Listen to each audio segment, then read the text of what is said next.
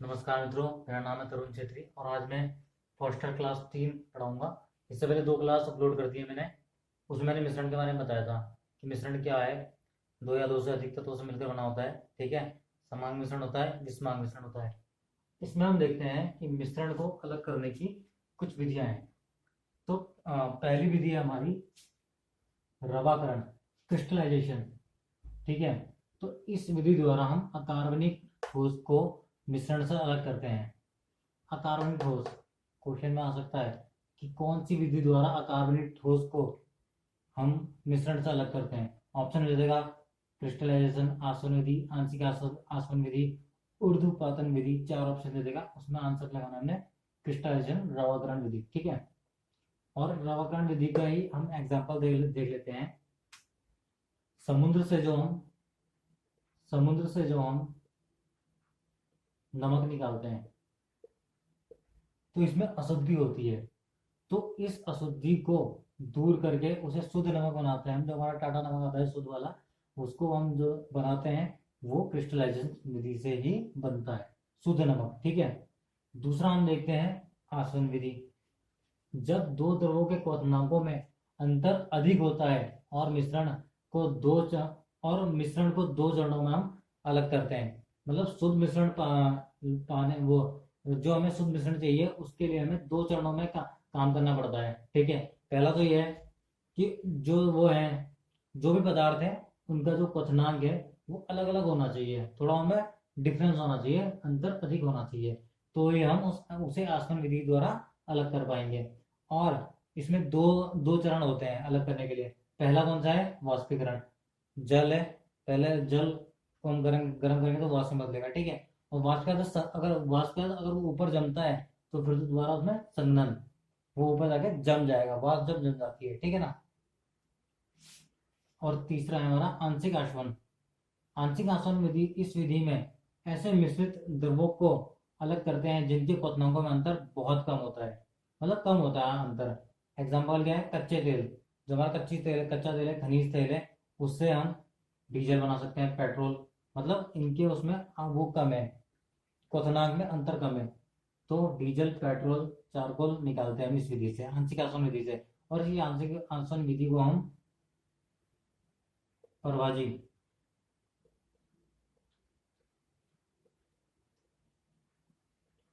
आसवन विधि कहते हैं, ठीक है। तो पेपर में हमारा डेफिनेशन तो आने वाली है पहली बार, वहां पर आएंगे क्वेश्चन आंसर, ठीक है। अभी इसमें दो विधियां और है, वही बता देता हूँ मैं कौन कौन सी है। तो अभी हमने ये देखा कि रवाकरण विधि, आसवन विधि। आसवन क्वेश्चन ये आएगा कि कौन सी ऐसी विधि है जिसमें क्वथनांकों में अंतर अधिक होता है, ये दे देगा। तो हमें आंसर लगाना है आसवन विधि डायरेक्टली। जो वहाँ पे, क्योंकि हमारे यहाँ ऑब्जेक्टिव टाइप क्वेश्चन, वहाँ कुछ लिखना तो है नहीं हमें, ठीक है।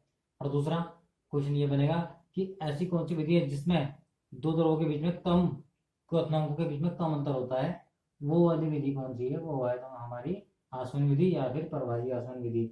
और क्वेश्चन ये भी आएगा कि पेट्रोल का शोधन, ठीक है ना, डीजल का शोधन, कच्चे तेल का शोधन किस विधि से होता है? तो प्रभाजी आसवन विधि, ठीक है ना, या फिर आंशिक आसवन विधि। जो भी है, जो भी ऑप्शन मिलेगा आपको वो करना है। तो इस टाइप से हमारे क्वेश्चन आने हैं वहाँ।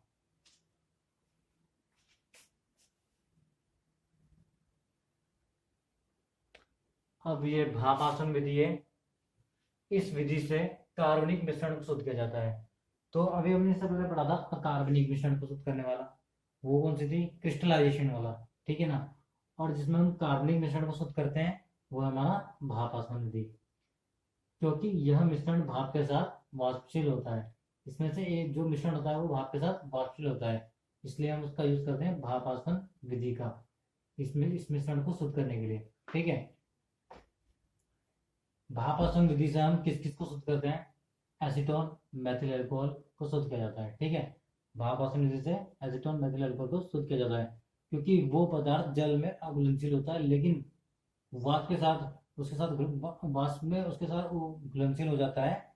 और तब हम भाप आसवन विधि से इन मिश्रणों को शुद्ध रूप से अलग कर लेते हैं, ठीक है। अब चलते हैं ऊर्ध्वपातन विधि में। ऊर्ध्वपातन विधि आपको पता ही है, ऐसी विधि जिसमें कोई मिश्रण, कोई पदार्थ सीधा ठोस से गैस में परिवर्तित हो जाता है, सीधा ठोस से गैस में परिवर्तित हो जाता है।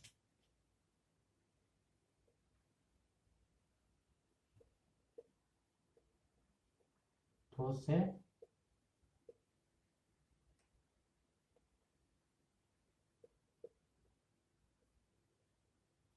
ठोस से गैस में परिवर्तित हो जाता है। उस इस क्रिया को हम उत्पादन क्रिया कहते हैं। और उत्पादन विधि में होता क्या है, इस विधि में दो ठोस मिश्रणों को अलग करते हैं जिनमें से एक उत्पादित हो जाता है। ठीक है, जब एक उत्पादित हो जाएगा, एक गैस बन जाएगा, तो एक रहेगा वो ठोस रूप में रहेगा, तो इससे अलग हो जाते हैं दोनों ठोस। ठीक है, तो एग्जाम्पल में हमारा क्या है, कपूर है और नेफ्थलीन है, एंथ्रासीन को हम इस विधि द्वारा, उत्पादन विधि द्वारा अलग कर लेते हैं, शुद्ध कर लेते हैं। अब इनके ऊपर क्वेश्चन है, क्वेश्चन करते हैं हम। ये तो इसकी डेफिनेशन थी, अब मेन पार्ट है क्वेश्चन का। ठीक है, क्वेश्चन लिखता हूँ मैं। दोस्तों वो तो मैंने अभी आपको बताया था कि कौन कौन सी विधियाँ होती है मिश्रण को शुद्ध करने के लिए। मेन पार्ट है ये क्वेश्चन आंसर का, जो हमने वहाँ पे क्वेश्चन आंसर देने हैं। ठीक है, वहाँ पे हमारे पास ऑब्जेक्टिव होंगे, वहाँ पे हमसे ये तो पूछेगा नहीं ये बताओ, विधि बताओ, इसके लिए विस्तार में बताओ इसके बारे में, ऐसा कुछ तो पूछेगा नहीं वो पूछेगा डायरेक्टली क्वेश्चन। पहला क्वेश्चन है हमारा कि किस विधि द्वारा अकार्बनिक ठोस मिश्रण को अलग करते हैं। ऐसी कौन सी विधि है जिसके द्वारा हम अकार्बनिक ठोस मिश्रण को अलग करते हैं। तो ऑप्शन हमारा भाप आसवन विधि रहेगा, या क्रिस्टलाइजेशन विधि रहेगा, या फिर कोई और, है ना। जो हमने आंशिक आसन पढ़ा था, प्रभाजी आसन पढ़ा था, उनमें से कोई होगा एक। तो अकार्बनिक ठोस मिश्रण को हम कौन सी विधि से अलग करते हैं, वो था क्रिस्टलाइजेशन, रवाकरण विधि। ठीक है, रवाकरण। दूसरा क्वेश्चन है हमारा, किस विधि द्वारा कार्बनिक ठोस मिश्रण को शुद्ध किया जाता है। अब इसने कार्बनिक ठोस के लिए पूछा, तो इसका आंसर क्या होगा, भाप आसवन।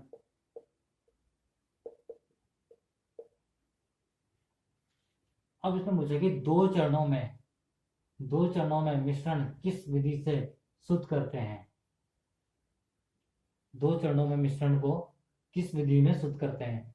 तो दो चरणों वाला मैंने आपको बताया है, एक वाष्पीकृत और एक संघनन। वाष्पीकृत और संघनन, तो वो विधि कौन सी थी हमारी,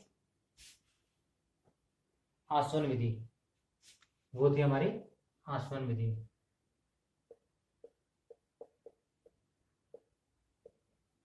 ठीक है, अब कच्चे तेल से पेट्रोल डीजल किस विधि से निकालते हैं। कच्चे तेल से हमें पेट्रोल डीजल को शुद्ध करने वाली विधि बतानी है, तो वो कौन सी थी। उसके दो नाम है, प्रभाजी आसवन और आंशिक आसवन। ठीक है,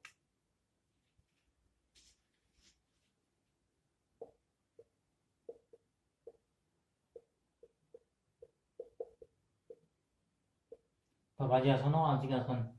अब लास्ट क्वेश्चन हमारा, एसीटोन को किस विधि से शुद्ध करते हैं। तो एसीटोन को हम किस विधि से शुद्ध कर रहे थे, पढ़ा था ना अभी थोड़े पहले, भाप आसवन विधि। ठीक है मित्रों, हमें ज़्यादा ध्यान देना है क्वेश्चंस में, डेफिनेशन नहीं जाना। हमें पता होना चाहिए कि क्वेश्चन इस टाइप से आना है। अभी उसमें आया था शायद से, रेलवे में आया था इनमें से क्वेश्चन।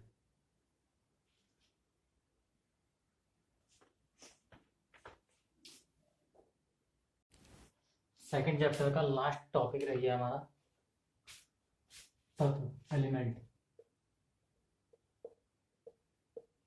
ठीक है, तत्व, तो यहाँ से भी क्वेश्चन आ सकते हैं। तत्व को 1661 में खोजा गया था। ठीक है, और ढूंढा किसने था, रॉबर्ट बॉयल ने।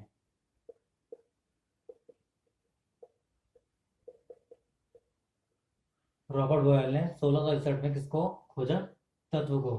सिर्फ उसने खोजा, जिसकी, लेकिन इस तत्व की परिभाषा जिसने दी, इस तत्व के बारे में जो परिभाषा दी, वो किसी और ने दी। उसका नाम है एंटोनी।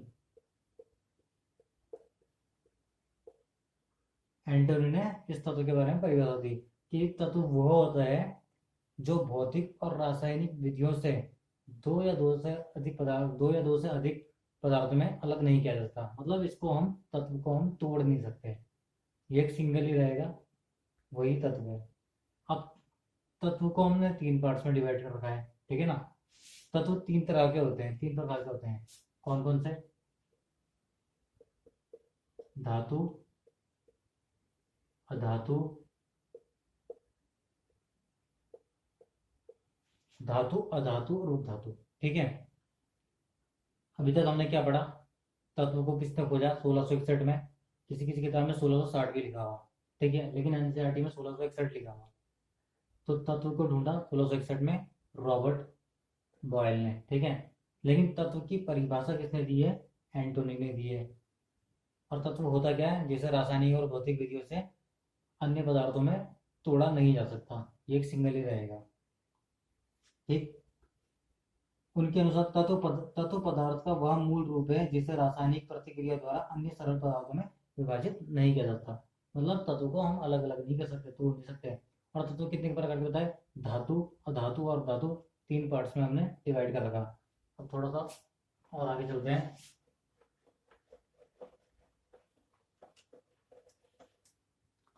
धातु के बारे में देखते हैं। धातु, धातु वो होते हैं जो चमकीले होते हैं, चमकीले होते हैं पहला। आघात वर्धनीय होते हैं,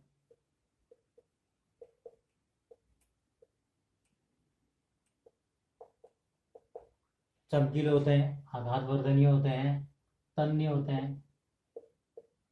तन्य मतलब धातु से हम लंबे लंबे उन्हें लंबा करके उन्हें तार भी बना सकते हैं उनसे, तन्य होते हैं, ठीक है। तन्य होते हैं। और ताप के सुचालक होते हैं, ताप के और विद्युत के।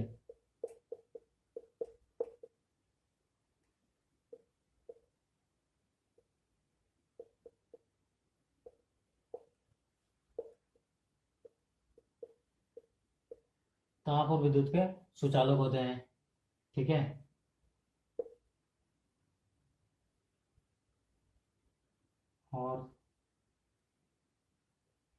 और इनसे हम वो चादरें भी बना सकते हैं, धातुओं से हम चादरें भी बना सकते हैं।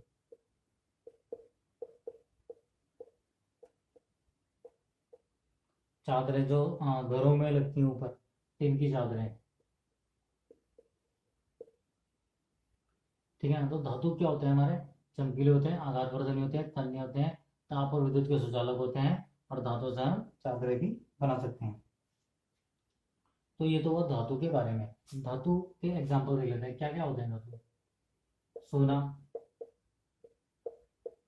चांदी,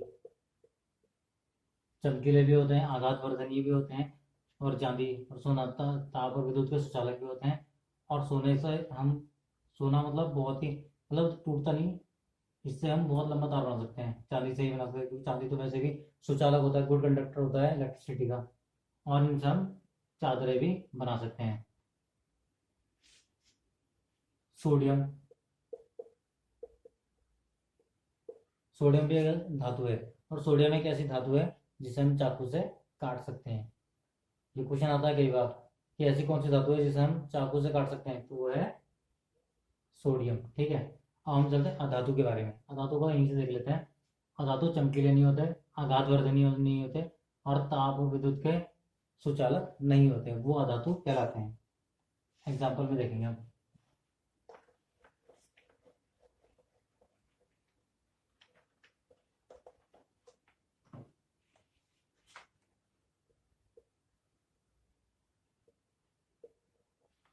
अधातु क्या क्या होते हैं, ठीक है। जितनी भी हमारी गैसें हैं सब अधातु हैं। हाइड्रोजन, ठीक है, अधातु है। ऑक्सीजन अधातु है। नाइट्रोजन अधातु है। तो ये सब क्या है? अधातु में आ जाएंगे। ब्रोमीन, क्लोरीन, ये सब धातु हैं। ये ताप की कुचालक होती हैं, ये चमकीली नहीं होती है, और इनसे ध्वनियां भी उत्पन्न नहीं होती।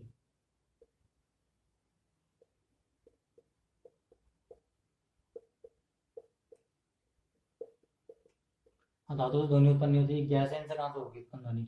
लेकिन जो हमारे धातु थे, सोना चांदी, उनसे ध्वनि उत्पन्न होती है, तो ये वाला पॉइंट छूट गया था, वहाँ पे लिख देना कि उसमें ध्वनि भी उत्पन्न होती है। ठीक है, अब लास्ट हमारा एक पॉइंट और रह गया, उपधातु।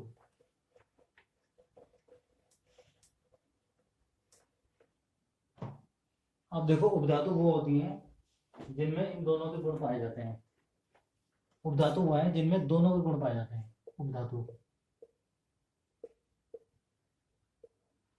ठीक है ना।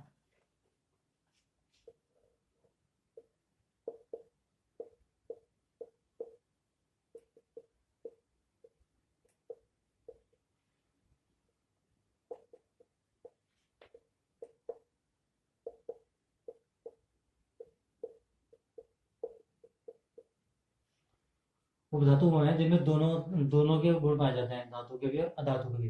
ठीक है ना। धातु में अब एग्जांपल दे लो डायरेक्ट। बोरॉन आ गया, ठीक है, बोरॉन, सिलिकॉन और आर्सेनिक, जर्मेनियम, आर्सेनिक, ये सब क्या है, उपधातु। जर्मेनियम आर्सेनिक का यूज हम लोग करते ही हैं, है ना।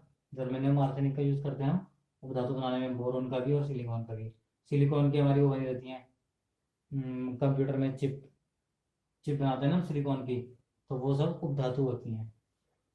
तो दोस्तों आज हम यहीं तक रखते हैं क्लास, अगला चैप्टर कल करेंगे। 2 चैप्टर खत्म हो चुके हैं इसके, कल से हम करेंगे नेक्स्ट चैप्टर, 3rd चैप्टर। और अगर आपको उत्तराखंड के बारे में कुछ थोड़ा और पढ़ना हो और फॉरेस्टर के भी जो क्वेश्चन आंसर और करने हो, तो मैं आपको एक वेबसाइट बता देता हूँ।